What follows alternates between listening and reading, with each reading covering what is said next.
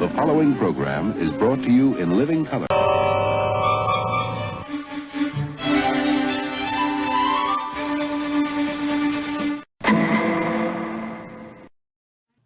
Hi, and welcome to another edition of This Week in TV History. I'm Tony Figueroa, the Child of Television. You can read my blog, childoftelevision.blogspot.com, or you could hear actually both of us, my wife Donna Allen-Figueroa and myself, on TV Confidential, a radio talk show about television, where our good friend Ed Robertson gets to interview people who have either written the books on some of the greatest TV shows ever made, or sometimes we get to talk to some of the people involved with the greatest TV shows ever made. But today I have Donna back again because she is the best authority on peanuts. Yes. And remember we talked about this at Christmas time with the Charlie Brown Christmas. Yes, so now we're jumping ahead to the third Peanut special. The third, I forget there's one in between, Charlie Brown AllStars. Yes. From what I understand, remember CBS really wasn't that thrilled with a Charlie Brown Christmas before it aired, and it was already scheduled, so they had to air it. And it shocked them. The ratings were so high, they came back to the team and they ordered 2 more with an option for a third. So Charlie Brown's AllStars premiered that spring. Josh Schultz has a love of baseball, and in the strips we already knew about his losing baseball team. And then they were called into a meeting. Okay, we want another one that would be like Christmas, a blockbuster. I mean, the baseball one will probably only run a few times. We need another one that will run every year. And they had no idea. So it wasn't like they said, we want something that will be just as successful as a Charlie Brown Christmas. They wanted a holiday. They wanted a blockbuster and left it up to them. What would it be? So they promised CBS that they would come up with something. And Bill Melendez, Lee Mendelson, and Charles Schultz, of course, brainstormed. They had bits and pieces before they touched on the Great Pumpkin. Linus, who, I don't know, a child who confused the 2 holidays, Santa Claus and Christmas and Halloween and the Great Pumpkin. Charles Schultz had said that it was actually kind of a satire of Santa Claus.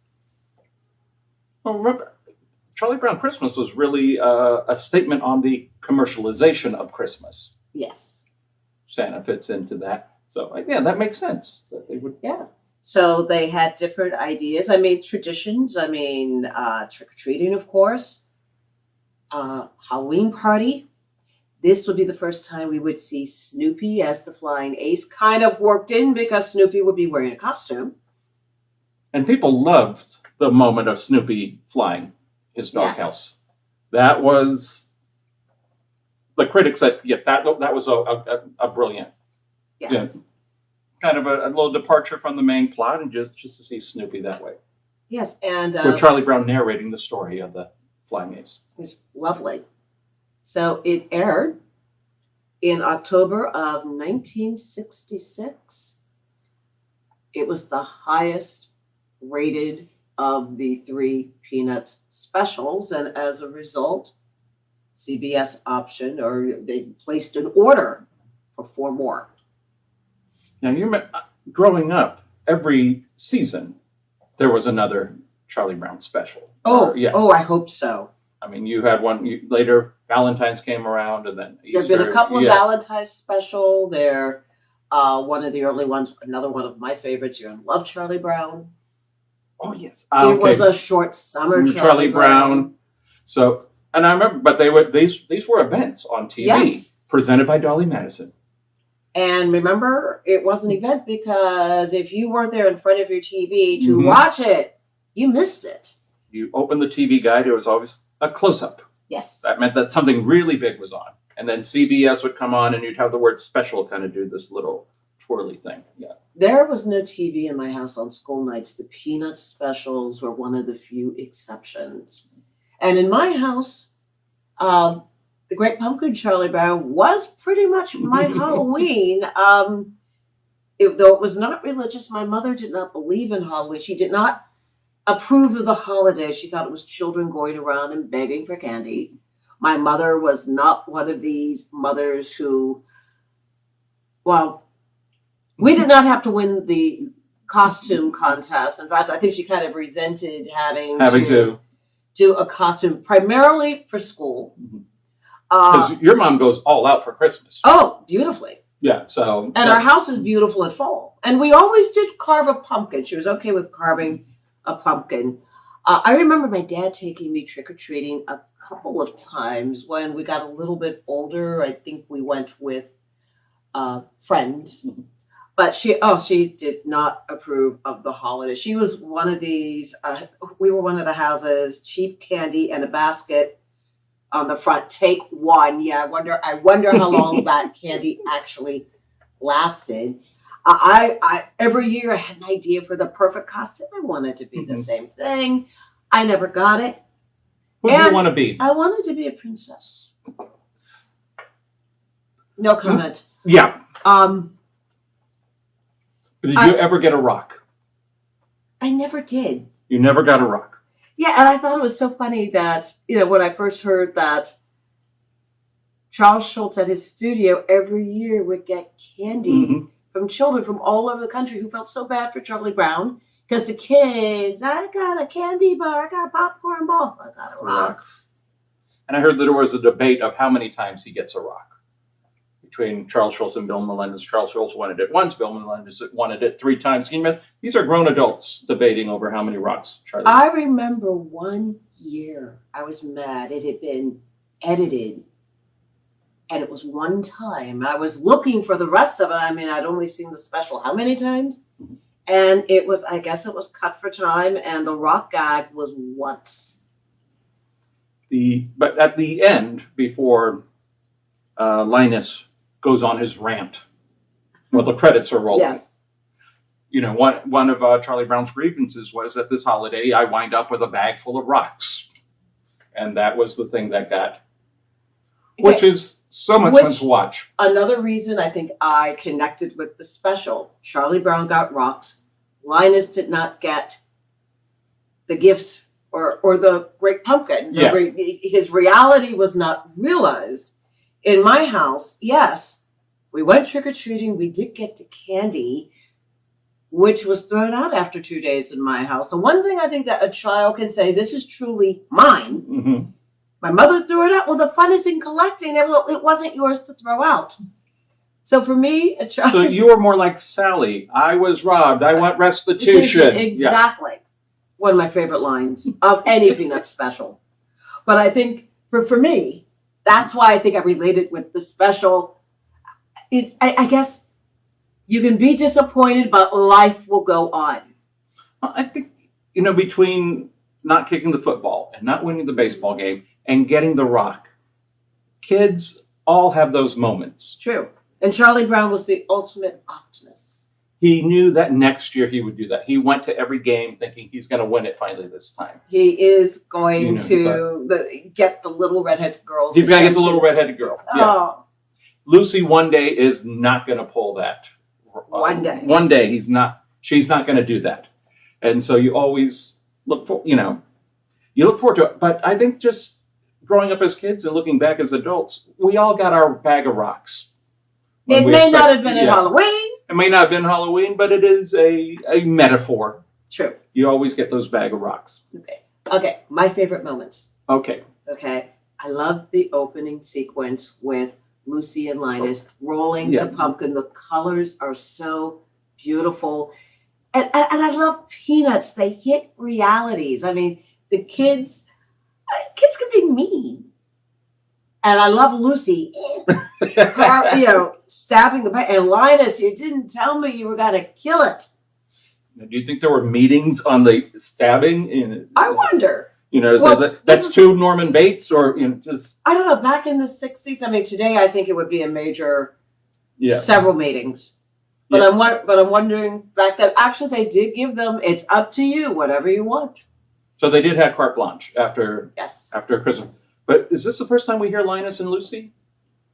No, we did hear it at Christmas time. That was the default song that the band was playing. Yes. Every time they wanted Christmas music, they would jump into that. But I remember hearing the music while Linus is rolling the pumpkin Yes. and trying to get it through the fence. Okay, and my second, another favorite moment, which surprisingly is not the Rotor and Flyness, the whole where Snoopy is in France. He's the Rotor and Flyness. I like it, but I love the scene in the pumpkin patch with Sally. You owe me restitution. Mm-hmm. And you know one of my scenes, I know the other thing, yeah. The kids have been to their Halloween party. It's been fun. Linus thinks he sees the great pumpkin. It's Snoopy. He passes out. The kids leave him abandoned in the pumpkin patch. Mm-hmm. And then we cut to Lucy in her bedroom at 4 a.m. She peeks into her brother's room. He's not there. And she puts on her coat and her hat. Linus is freezing in the pumpkin patch, wrapped up in a security blanket. Using a pumpkin as a pillow. Lucy gets her brother, walks him inside, and puts him in bed. For whatever reason, I love that. Lucy, okay, as fuss budget. Mean.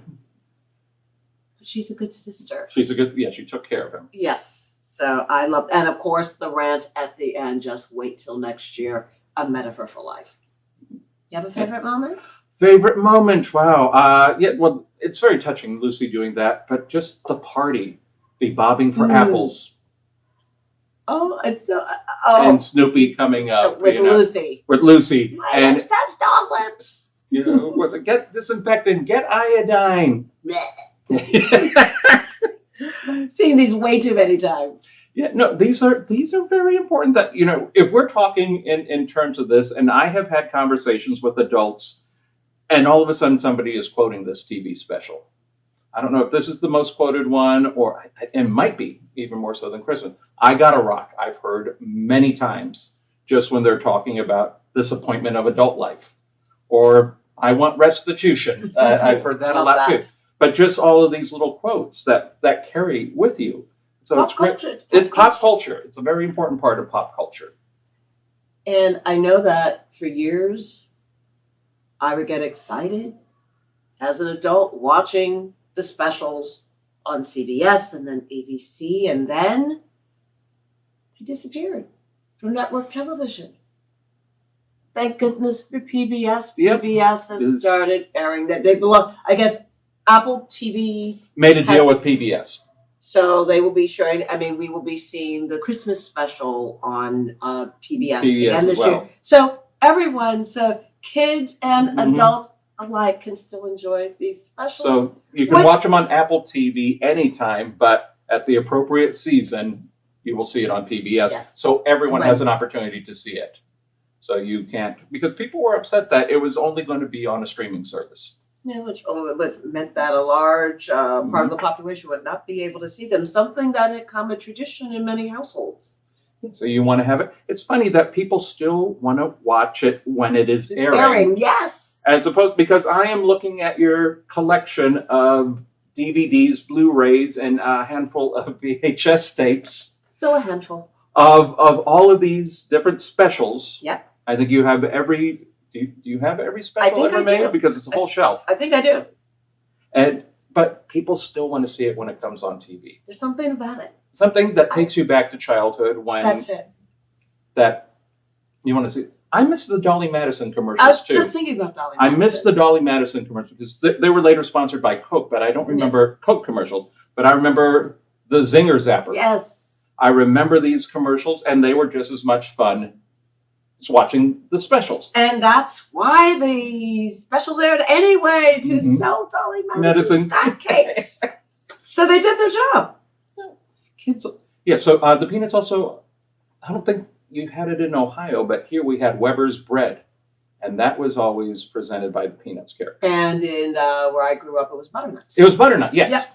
Mm-hmm. And I remember sometimes at the bottom of the bag of the bread, you got Peanuts tattoos.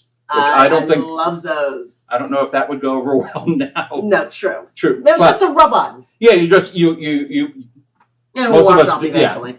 You just moisten the section of skin, put it on for a couple of seconds, peel it off, and you had your Snoopy We tattoo. weren't allowed to put them on, but You were we able had to them. collect them. I collected them. Any last thoughts about this special? Makes me look forward to Halloween. So you can hear us on TV Confidential. You could read my blog, childhoodtelevision.blogspot.com. I know you want to say it. Stay tuned.